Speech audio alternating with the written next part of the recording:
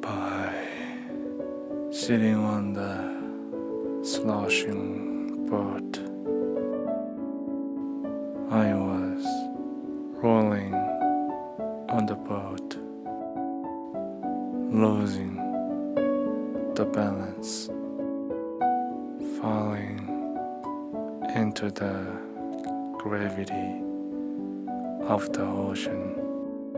The distorted horizon boundary destroyed the sense of distinction.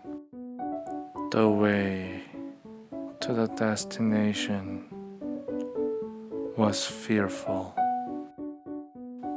The island in the middle of the sight was the punishment.